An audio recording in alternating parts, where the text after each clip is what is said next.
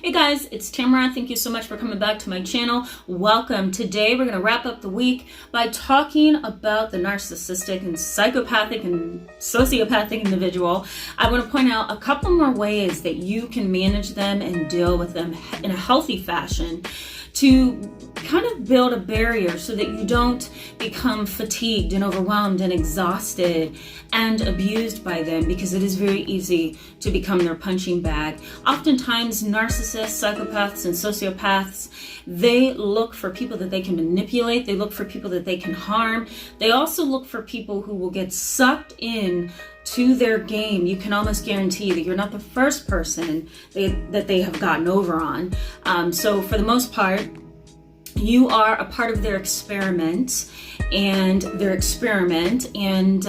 want to see how far they can get. So in this video, I want to give you a little bit more tips on how to manage that. So thank you so much for coming back to my channel. For those who are subscribed and for those who are new, I encourage you to hit the subscribe button right over here. Stick around with us. That way you can become a part of our growing community.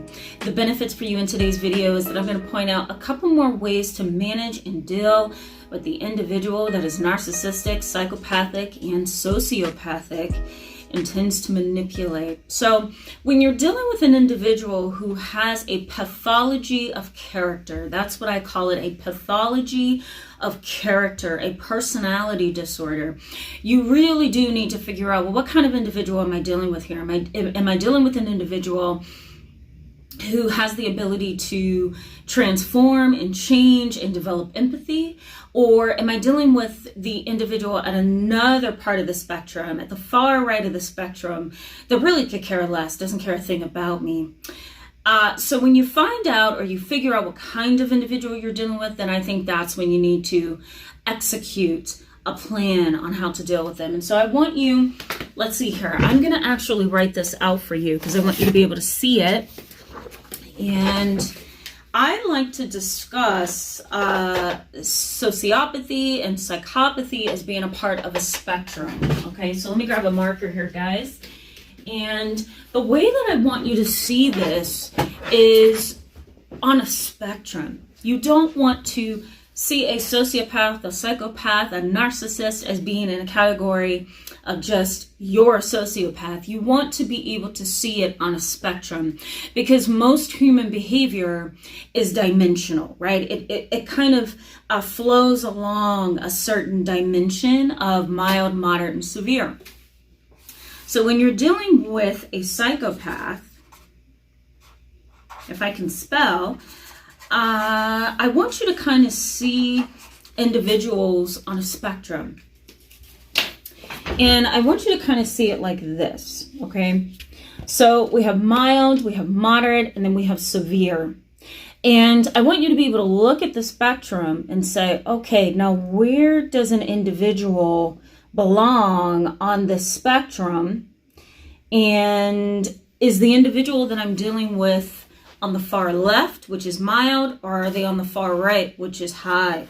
So let's talk about a few examples, okay? So an individual with mild sociopathy or psychopathy or narcissism may be someone who set fires as a child, may have like to see matches, may have, really like to, see when they strike a match, they like the fire. It's kind of cool to them. And they wanted to kind of, grow up and be this firefighter, and they wanted to, be able to have some connection to fire. Okay. That's on the mild end. Okay. So, they're not interested in fire to harm somebody. They're interested in fire as a science, right? Could that be a developing trait that could bloom into something worse getting older? Absolutely, especially if there's risk factors and all of that stuff that we've talked about in previous videos. I'll post a couple of those videos in the description box. But, okay, that's mild. So we have an individual who's interested. I'm just going to put fire as science, okay? My older brother, who is right now in his 40s, I wonder if he actually remembers this, that, he was in our kitchen. I was maybe like 7 and he was in his teens, and he took a fire truck that he had And interestingly, he set that fire truck on fire. He just wanted to see what it would be like in a scientific sense. It was really interesting to him.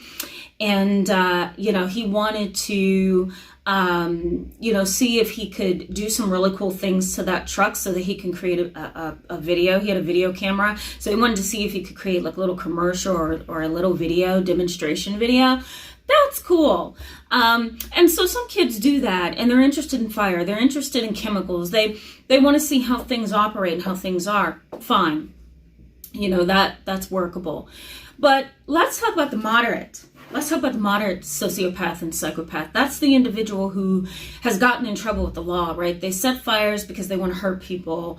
They know what to do with bleach and ammonia, right? They put it in your cup and they hope you drink it. They're smart. They're calculating, right? They're a little bit vindictive. So those kind of kids would be on the moderate, okay? They would be the moderate sociopath, psychopath in the making.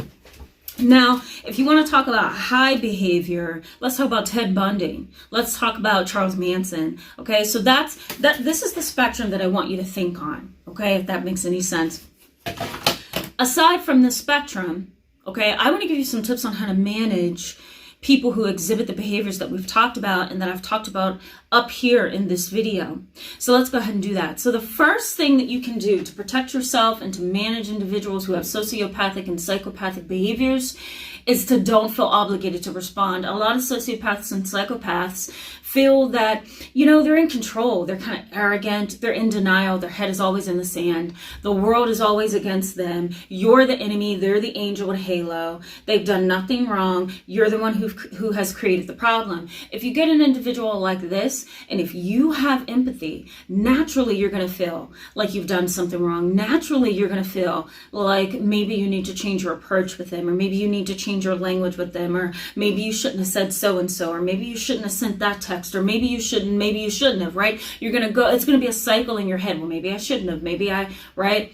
The reality is that it's really not you. The reality is that it's really them. And so if you begin to feel obligated to placate them, to comfort them, to respond to them, to, show them compassion, then we've got a problem, because now they're manipulating you. They're using their emotions. They're using their denial. They're using their behavior to manipulate you, and that is not healthy. All right. Number 2 is don't do all the talking in the relationship, and don't do all the talking when you meet with them or when you're in the same space as them. Psychopaths and sociopaths, like to manipulate. They like to dominate. They like to get on top. They like to see if they can kind of slither around you and get away with things. And so if you're always talking, you miss what they're paying attention to. What I said in the video that I did on Monday, one of the things I said was, you want to watch the individual who is constantly observing you. Was that Monday or was that Wednesday? It might have been Wednesday. Wednesday. No, maybe it was Monday. I don't remember. One of those days.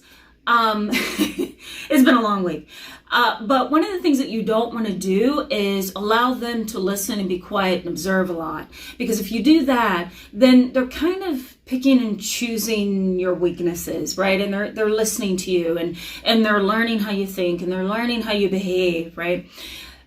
So I think it's good to do an equal amount of talking and listening. Try not to answer all of their questions, and do not feel obligated to do all the talking. Sometimes that's a manipulative tactic that you don't need to respond to.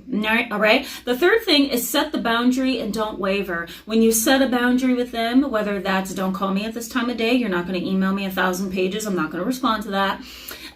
You're not going to blow my phone up and abuse me. Whatever the boundary is, right? Don't come to my house without being announced. Whatever it is, hold the boundary, maintain the boundary, and do not waver. The moment you waver, they slither and they get in. They want to know if you feel bad so that they can use your empathy and your emotional intelligence against you. So avoid wavering hold the boundary. The next one is build distance in your relationship. If you're in a relationship where you guys share things, right? You and your friends share things, you share an apartment, you pay bills together, you know each other's passwords, each other's credit card numbers, whatever. She has your social security number, he has your social security number, you've been married for years, right? You're in a partnership, you work together, whatever the issue. If you have something together with the other individual that you suspect is a narcissist, a psychopath, or a sociopath, really build some distance, but do it incrementally. Back up little by little. If you're in a relationship or a partnership and you back up automatically, it's just going to anger that psychopath and sociopath or that narcissist. They don't like feeling weak and vulnerable. That's when they start to lash out. So if you can incrementally pull away, it's going to be better for you in the long term. Okay. And then also while you're incrementally backing away, you can also be putting into place a plan to exit appropriately and to manage the reaction once you're finally gone. So it builds some time into that as well. All right. The next is avoid responding to the use of psychological urgency. I'm going to talk a little bit more on this channel about psychological urgency. I will put up here for you a video that I did once before. It was one of my very first YouTube videos. Don't judge me, it was terrible. But I talked about the psychology of urgency and how that's utilized, okay? And so the whole idea behind psychological urgency is you approach somebody with an emergency and you really do hope that they react in a way that you want them to based on your energy. So, you come to a person with this level of urgency and you really sound the part and you look the part and you're shaking and you're all over the place and you're losing your mind and the person responds. That's what the narcissist, the psychopath, and the sociopath really can work with because they want you emotional. So try not to respond to their psychological or emotional urgency. It's unnecessary. For lack of a better word, it's drama, right? You don't need to respond to that. It's unnecessary. Another way to look at that is histrionic, right? It's the dramatic, flamboyant, loud, and really emotional person who captivates the attention. Try to avoid responding to that. Keep the boundary, stay in control, stay level-headed, all right? The next one is examine the foundation of their emotional reaction, okay? I was just kind of thinking, well, maybe I should say this before that, but let's just go with this one. This will be our final one, that I want you to examine the foundation of their emotional reaction. Are they reacting because you've trumped them? Are they reacting because you're close to the truth? Are they reacting because you're far from the truth? Are they reacting because they want to influence you with psychological urgency? Like, what's the issue here? So question and examine their reactions to you, because not everybody is reacting to you because you've done something wrong. Sometimes the individual is reacting because you've done everything right. So you want to make sure that you're questioning what is it that they are reacting to. I am stuttering like crazy today. I'm so sorry. I apologize for that, but you want to make sure, again, that you examine why they're reacting the way that they're reacting and what's the benefit of them reacting the way that they're reacting to you.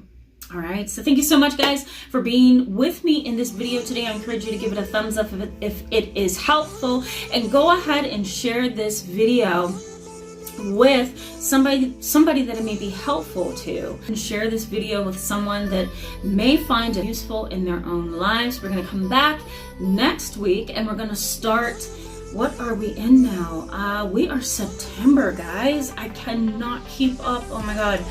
But we're gonna come back with a brand new topic, a brand new series. And I hope it's going to be a series that you're going to enjoy. If you have some ideas or some things that you want me to add to September, go ahead and post it in the comments section below. I am on board with that. So thank you once again for watching this video with me. Bye-bye.